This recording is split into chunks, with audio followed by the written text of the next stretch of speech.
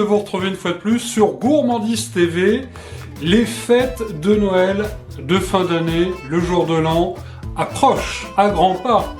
Alors en ce tout début novembre, j'avais envie de vous proposer, puisque vous avez été très nombreuses et nombreux à me réclamer cette recette, justement la recette du pain d'épices à l'ancienne de la mère Mitraille. Vous allez voir, c'est pas très compliqué à faire, c'est un petit peu long à cuire quand même, ce pain d'épices dont on raffole avec par exemple une petite tranche de foie gras, un peu de confiture, légèrement grillé le matin au grille-pain avec un petit peu de beurre, c'est vraiment aussi excellent. Le pain d'épices qui trouverait ses origines en Chine il y a fort longtemps, ramené ensuite en France par les croisés au Moyen-Âge, et bien sachez qu'il a fait son entrée en France à Reims, à Dijon, en Alsace, le pain d'épices d'Alsace, le fameux marché Noël de Strasbourg. L'Alsace, c'est le royaume du Père Noël.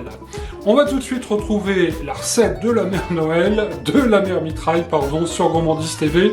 Vous êtes prêts à noter tous les ingrédients? Les voici. Tais-toi.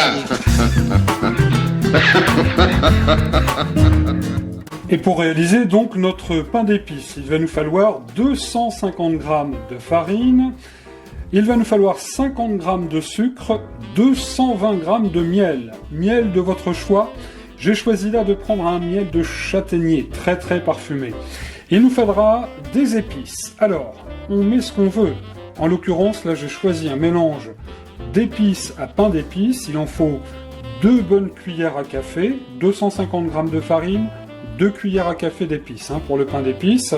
Alors, ces épices-là sont composées de cannelle, d'anis, de gingembre, de cardamome, de coriandre, de girofle et de badiane. Ça va donner un sacré goût à notre pain d'épices.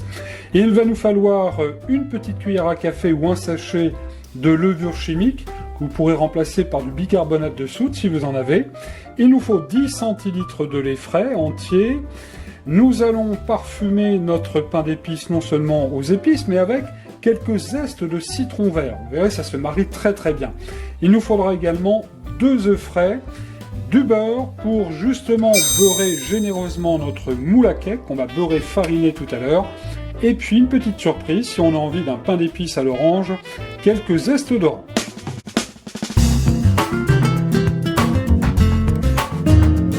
Une préparation vraiment très simple, rien de plus simple de faire un bon pain d'épices.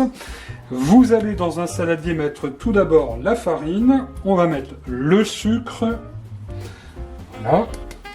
Nous allons mettre également tout de suite la levure, on va y ajouter les épices. Finalement c'est comme dans beaucoup de pâtisseries, on va tout d'abord mettre tous les ingrédients secs. Pain d'épices qui pourra se conserver 8-10 jours si vous l'emballez bien dans un torchon ou bien encore dans un papier alu. Mais en général, c'est tellement gourmand et bien qu'on n'a pas le temps de le conserver. Alors, cela étant fait, on va rajouter le miel et vous l'avez constaté, il est dans une casserole parce que je l'ai fait légèrement réchauffer de manière à ce qu'il puisse bien s'incorporer, qu'il soit bien liquide. Ça serait beaucoup plus difficile si vous ajoutez le miel épais. Voilà. On choisit bien sûr du miel français. C'est vrai qu'il est un tout petit peu plus cher, mais mon Dieu, ce qu'il est bon, et au moins on est sûr de ne pas se faire avoir. On choisit des petits miels d'apiculteurs, d'artisans, absolument délicieux. Et là, eh bien, nous allons de nouveau bien mélanger avec une cuillère en bois, avec un fouet, comme vous voulez. Et ça sent déjà très bon, ça sent les épices, ça sent Noël, ça sent les fêtes. Mon Dieu, ce que ça devrait être bon.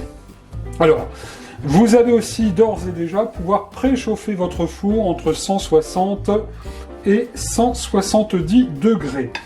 Cela étant fait, nous allons ajouter les œufs, que j'ai pris la précaution, vous le voyez, de casser d'abord dans un bol. Ça évite de mettre des coquilles d'œufs dans notre gâteau. Et là, on va donc bien remuer, bien remuer. Alors ça peut paraître un petit peu épais, mais avec les œufs, la pâte va se détendre. Et nous allons y ajouter tout de suite notre lait. Alors vous pouvez l'ajouter un petit peu tiède si vous voulez, ou comme je viens de le faire, à température. Et là donc il s'agit vraiment de bien remuer à l'aide de la cuillère en bois ou d'un fouet afin d'obtenir dans quelques instants, vous allez voir, une pâte bien lisse.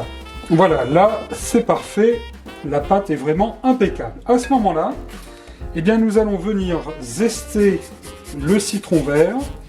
Ça va apporter bon goût, ça va apporter du peps au pain d'épices. Alors on pourrait aussi zester des oranges, hein, sans problème, ou un citron jaune.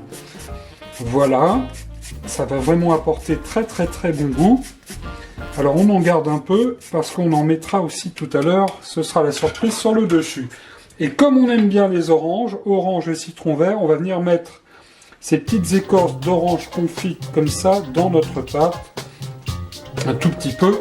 Ça sera la petite surprise qu'on sera très heureux de retrouver sous la dent quand on découpera notre pain d'épices. À présent, un petit mot sur le moule à cake. Alors je l'ai beurré généreusement partout, sur toutes les faces, le fond, les côtés.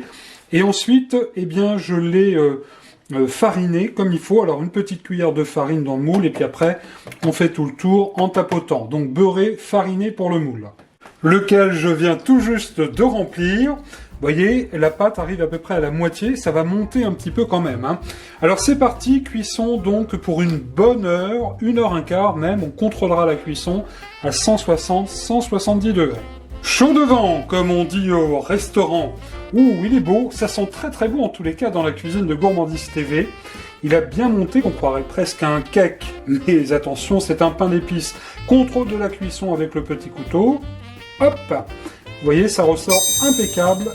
C'est cuit. On le démoule une fois que c'est refroidi et ensuite l'ultime gourmandise c'est de venir le napper avec un petit peu de miel que j'ai fait chauffer auparavant. On fait ça à l'aide d'un pinceau et puis on vient ensuite déposer quelques zestes de citron vert. Regardez, c'est pas mal du tout, hein. Attention, c'est pas une bûche hein, non plus. Et je viens tout juste d'en couper quelques tranches. Regardez notre pain d'épices mis bien aéré. Il est encore un petit peu tiède, mais avec un bon chocolat chaud, ça va être absolument délicieux. Écoutez, excusez-moi, mais j'ai craqué. Je dois vous avouer que ce pain d'épices est absolument délicieux. Le petit chocolat chaud, la petite flambée dans la cheminée, et de toute façon, les fêtes de fin d'année qui arrivent vous permettront de réaliser cette belle recette. Et oui, ah pardon, oui, très bien, oui. Oh, excusez-moi. Oui, allô? Oui? Ah, bonjour, monsieur le directeur. Non. Écoutez, excusez-moi, j'ai la bouche pleine, ça ne se fait pas de parler ainsi, mais écoutez, essayez de l'attraper. Ah oui. Je vous en prie, je fais le nécessaire. Merci, au revoir. Je vous prie de bien vouloir m'excuser. Le directeur des Galeries Lafayette, boulevard Haussmann à Paris, vient de m'appeler pour me signaler à l'instant que la mère Mitraille avait été surprise dans le magasin Galerie Lafayette Gourmet sur un traîneau tiré par 2 rennes en train de distribuer du pain d'épices et le tout habillé en Père Noël. Où va-t-on ?